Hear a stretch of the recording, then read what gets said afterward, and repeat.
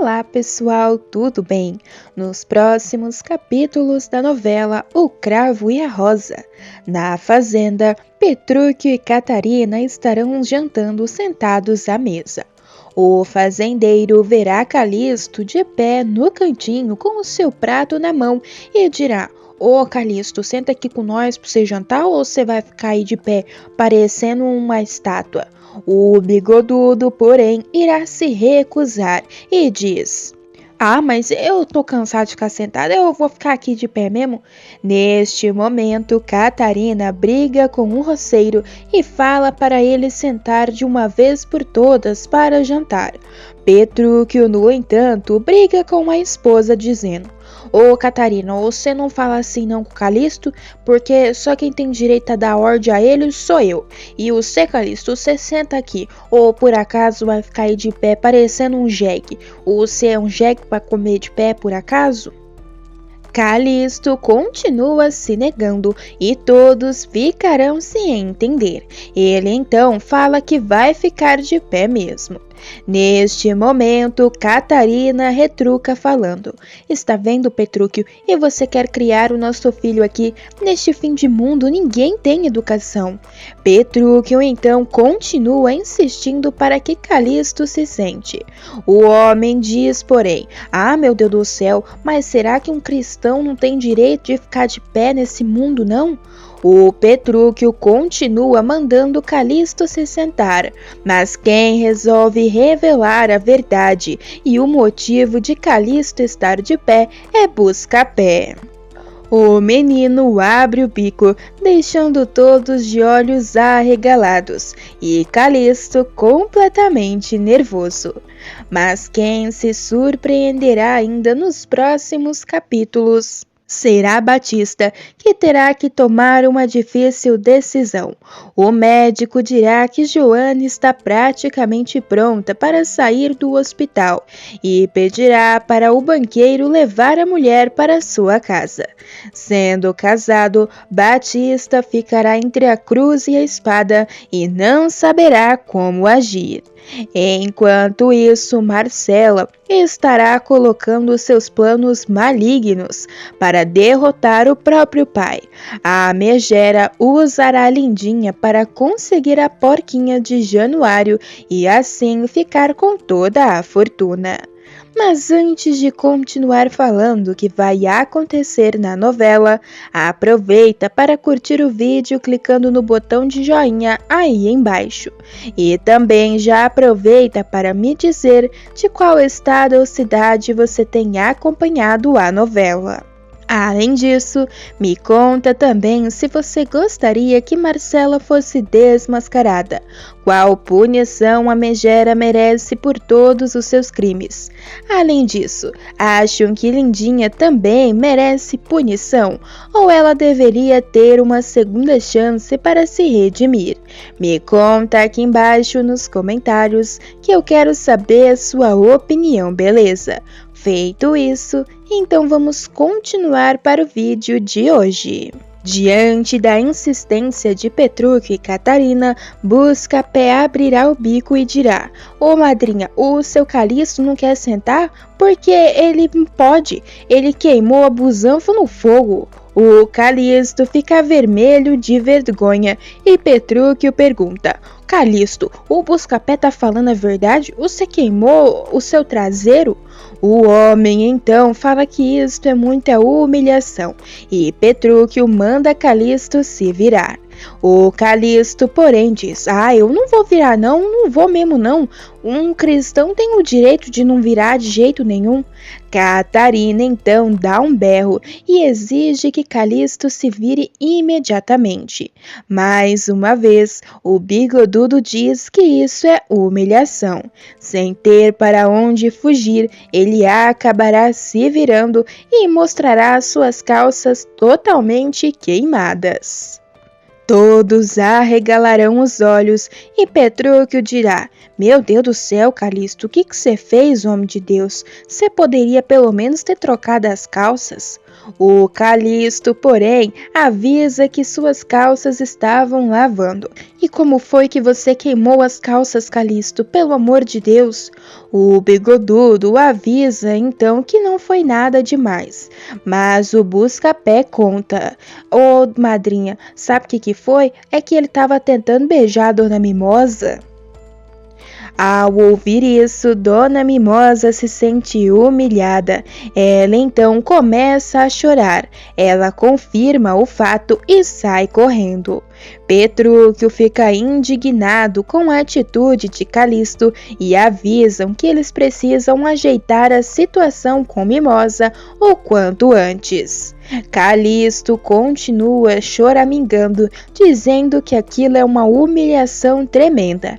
Petrúquio, por fim, manda o Bigodudo se sentar de uma vez por todas, mesmo com o seu bumbum ardendo, e se acomoda enquanto chora de dor. Mas Petrúquio não deixará a história por isso mesmo. Indignado, ele pergunta: Calisto, como que você teve coragem de ficar correndo atrás da Dona Mimosa de novo? O Bigodudo fala que tudo isso é um mexerico de Busca-Pé. Mas Catarina diz: olha só, eu acho que é mentira. O Calisto vive correndo atrás da Dona Mimosa. Ninguém mais sabe o que fazer. Busca-Pé, porém, abre o bico de uma vez por todas e joga tudo no ventilador. A criança então revela: mas madrinha, não é o seu Calisto que corre atrás da Dona Mimosa, não? É ela que corre atrás dele. Dona Mimosa, que terá retornado, ficará vermelha de vergonha, e ela diz: mas você é um menino muito linguarudo, não é mesmo, Busca-Pé? Eu que te criei a vida inteira e você faz isso comigo, seu ingrato. Catarina repreende Dona Mimosa e diz que ela não vai castigar Busca-Pé, afinal o menino está falando a verdade. Mas Catarina começa a pensar e diz: realmente, o seu Calisto não queimaria os fundilhos se estivesse correndo atrás de Dona Mimosa. O Petrúquio também concorda e fala que faz sentido, e diz que era Dona Mimosa que estava na frente de Calisto e que poderia ter corrido. A Mimosa então solta um grito. Chorando, a mulher diz que confessa. Ela então fala: realmente, eu estava atrás de seu Calisto, mas sabe o que é? Desde que ele me beijou, eu não desmaiei de desespero ou medo, eu desmaiei de emoção. Quando Calisto me beijou, eu vi o céu, e agora uma labareda está queimando dentro de mim. Catarina, antes que a mulher continue, corre e tapa os ouvidos de Busca-Pé. Mimosa então continua falando que está ardendo de amor por Calisto, mas que ele não quer mais saber dela. O Bigodudo então avisa: ô Dona Mimosa, nós não pode casar.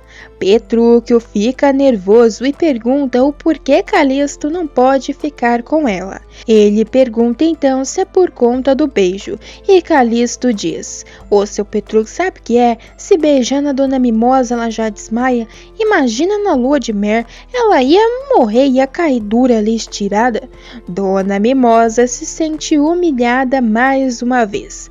Ela chora e foge. Catarina fica horrorizada com as palavras de Calisto e manda o homem sair. Mas agora, sós com Petrúquio, o fazendeiro concorda com Calisto e dá risada da situação. Mas em meio às confusões da fazenda, Catarina e Petrúquio terão mais um momento a sós.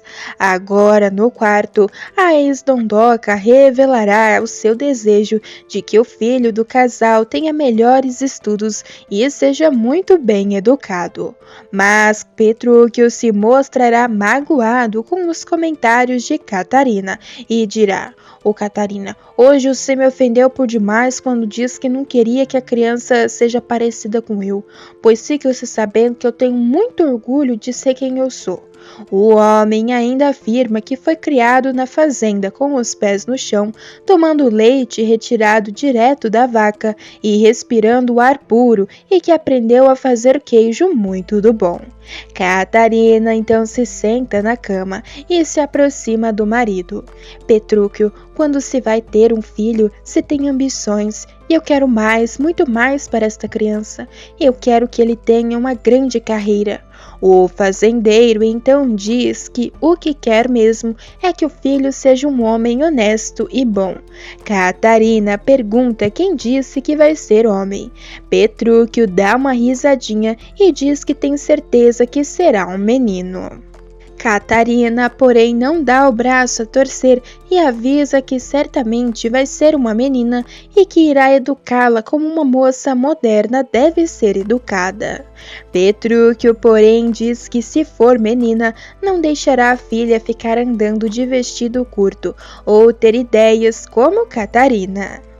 A ex-dondoca começa a ficar nervosa e então fala: até parece que deste jeito você irá criar a nossa filha ou filho bem como uma novilha solta no pasto. O Petrúquio rebate dizendo que as vacas são bem mais felizes do que muita gente. Sem paciência, Catarina diz que ele deve entender do assunto porque é um cavalo. Petrúquio então se levanta furioso e diz que agora ela o ofendeu realmente. E irritada, Catarina grita que o filho é dela e ela vai criar do jeito que quiser.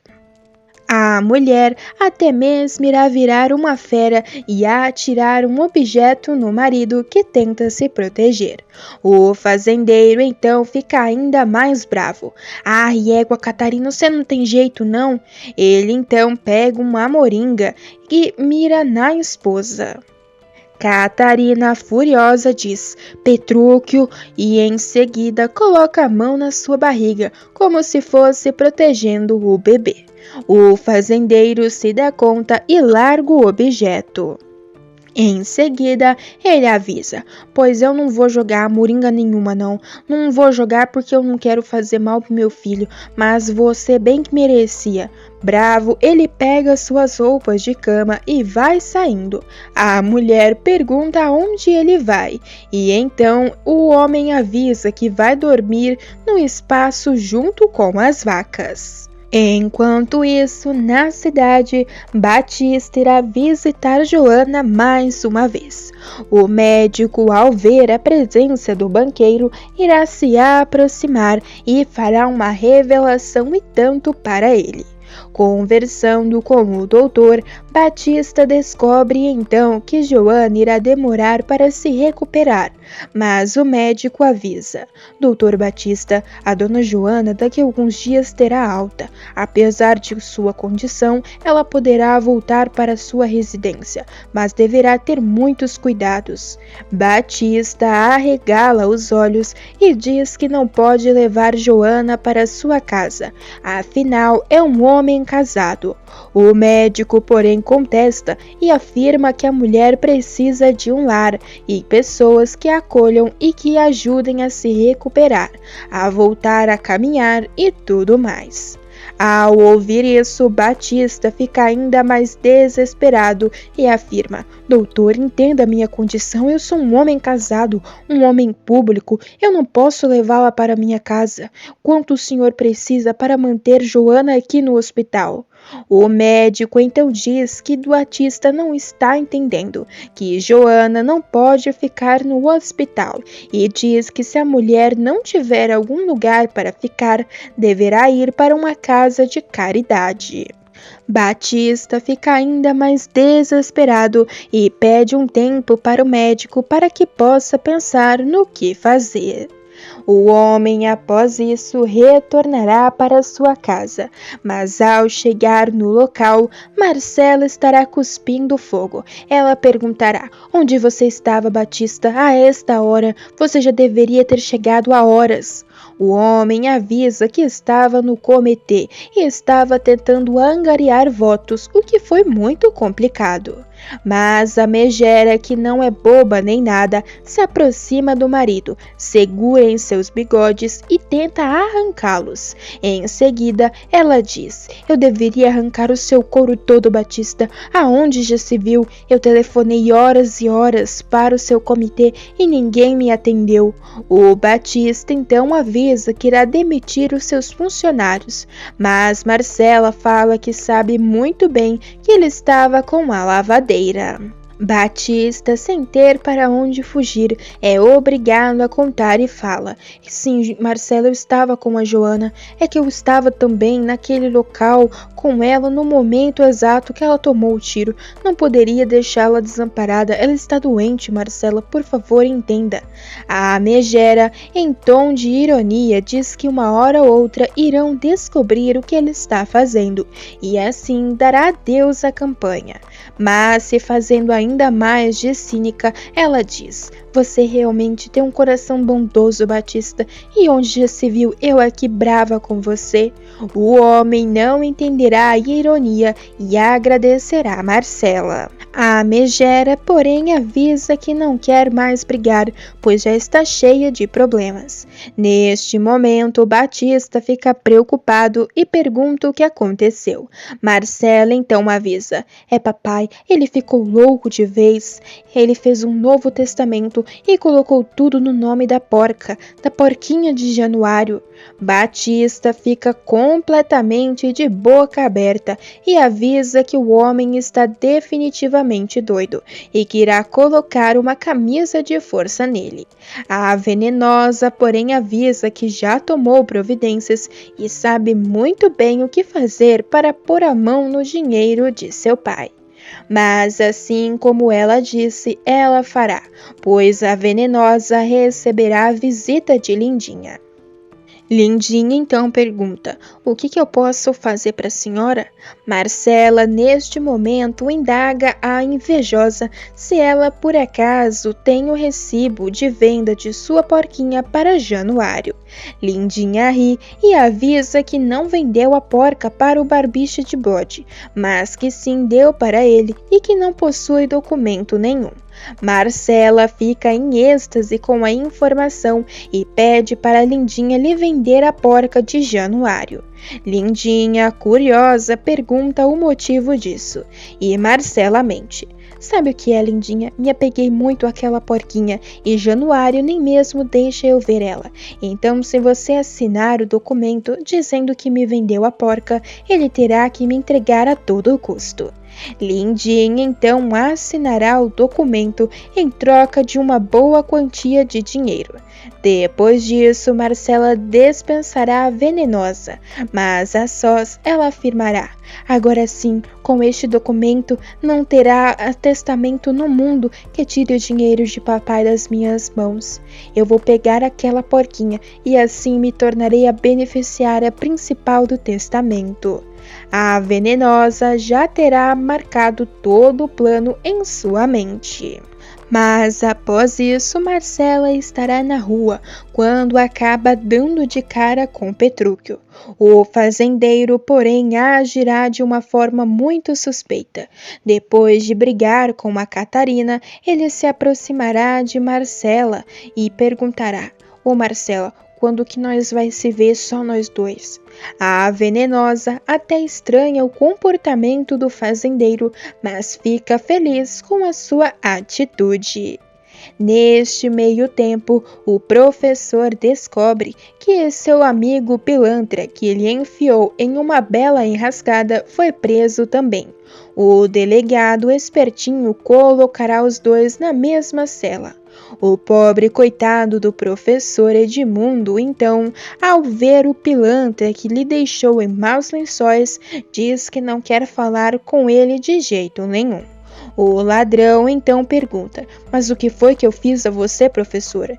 Edmundo então diz que ele estragou a sua vida e que a vida de Joana está correndo risco.